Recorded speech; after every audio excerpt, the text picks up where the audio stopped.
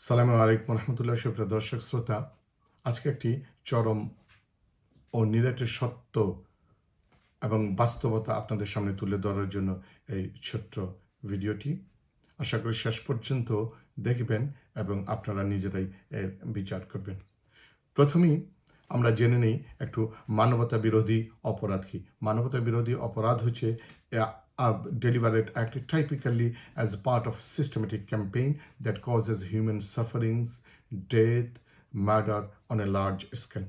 এবং এই যে ডেথ মার্ডার লার্জ স্কেলে সংগঠিত হয়, সেটা কখন সংগঠিত হলো? এই হত্যাযজ্ঞ সংগঠিত হয় জুলাইয়ের 15 তারিখ থেকে 5ই আগস্ট পর্যন্ত। কোথায় সংগঠিত হয়? সমগ্র বাংলাদেশে। এবং কাদের উপরে এই হত্যাযজ্ঞ পরিচালনা করা হয়? বৈষম্য বিরোধী ছাত্র আন্দোলনকারী নিরস্ত্র ছাত্র জনতাকে হত্যা করা হয় এবং তাদের সমূলে অথবা আংশিকভাবে নির্মূল করার জন্য এই গণহত্যাযজ্ঞ পরিচালনা করা হয়। আমরা যদি সংজ্ঞার দিকে তাকাই, তাহলে এটাকে খুব সহজেই সাদামাটা ভাষায় 15 জুলাই থেকে 5ই আগস্ট পর্যন্ত সংঘটিত হত্যাযজ্ঞকে মানবতা বিরোধী অপরাধ হিসেবে গণ্য করা যায়। জুলাই মাসের 15 তারিখ থেকে 5ই আগস্ট পর্যন্ত বাংলাদেশে যে নারকীয় হত্যাযজ্ঞ সংগঠন করা হয় রাষ্ট্রীয় যন্ত্রের মাধ্যমে, রাষ্ট্রীয় তাবেদার এবং পুলিশ বাহিনী এবং আওয়ামী লীগ এবং তাদের সিস্টার কনসার্ন ছাত্রলীগ যুবলীগের মাধ্যমে যেভাবে মানুষকে পাখির মতো গুলি করে হত্যা করা হয়, আগ্নেয়াস্ত্রের দ্বারা নির্বিচারে গুলি করা হয়, হেলিকপ্টার থেকে গুলি করা হয়, ঘরের ভিতরে শিশুকে হত্যা করা হয়, রাজপথের সাধারণ মানুষকে গুলি করে হত্যা করা হয়, নিরস্ত্র ছাত্র জনতাকে টার্গেট করে হত্যা করা হয়। আর এর নির্দেশদাতা ছিলেন শেখ হাসিনা এবং তার সম্পাদক ওবায়দুল কাদের এবং স্থানীয় আওয়ামী লীগ এবং জাতীয় ও স্থানীয় পর্যায়ের আওয়ামী লীগ নেতাকর্মীরা।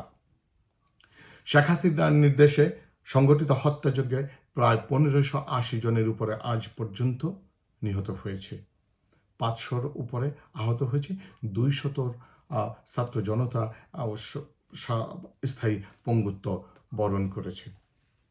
এগুলোকে আমরা ডেফিনেশনের আঙ্গিকে এক কথায় বলতে পারি মানবতা বিরোধী অপরাধ।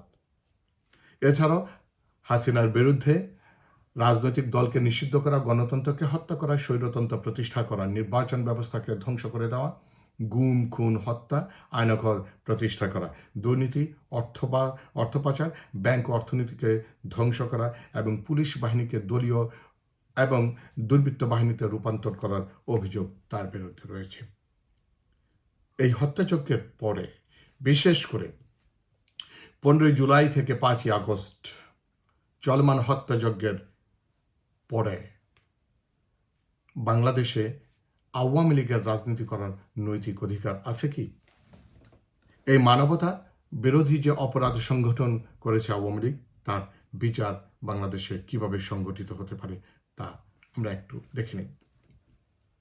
ইতিমধ্যেই শেখ হাসিনা সহ অসংখ্য আওয়ামী লীগের নেতাকর্মী এবং দল হিসেবে আওয়ামী লীগকে নিষিদ্ধ করার জন্য আন্তর্জাতিক অপরাধ ট্রাইব্যুনাল আইন 1973 অনুসারে মামলা হয়েছে। গোটা দেশে অসংখ্য মামলা হয়েছে হাসিনা এবং আওয়ামী লীগের নেতৃবৃন্দের বিরুদ্ধে মানবতা বিরোধী অপরাধ করার জন্য। সাদা চোখে বিশেষ করে 15 জুলাই থেকে 5ই আগস্ট যে হত্যাযজ্ঞ সংগঠিত হয়, সাদামাটা চোখে আমরা সবাই এই কথা বলতেই পারি যে হাসিনা মানবতা বিরোধী অপরাধী। তারপরেও আইনের দৃষ্টিতে যদি মানবতা বিরোধী অপরাধে শেখ হাসিনা দোষী প্রমাণিত হয়, তাহলে তার কপালে কি ঘটবে? তার কপালে জুটতে পারে ফাঁসি, মৃত্যুদণ্ড অথবা যাবজ্জীবন কারাদণ্ড হতে পারে এবং দল হিসেবে আওয়ামী লীগের রাজনীতি বন্ধ হতে পারে 10 বছরের জন্য বা তার অধিক সময়ের জন্য। এমত অবস্থায় পতিত স্বৈরাচারী হাসিনা সরকার এবং শেখ হাসিনা কি করবেন? তিনি কি আদৌ দেশে ফিরবেন? আমার ক্ষুদ্র সাধারণ জ্ঞান বলতেছে তিনি অবশ্যই দেশে ফিরবেন না।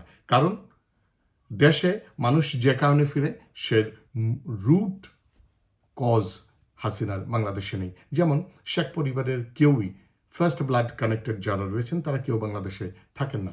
শেখ হাসিনার একমাত্র বোন লন্ডনে বসবাস করেন, স্থায়ীভাবে বসবাস করেন তার পরিবার পরিজন নিয়ে। তার একমাত্র ছেলে আগে যুক্তরাষ্ট্রে থাকলেও এখন স্থায়ীভাবে সিঙ্গাপুরে বসবাস করে।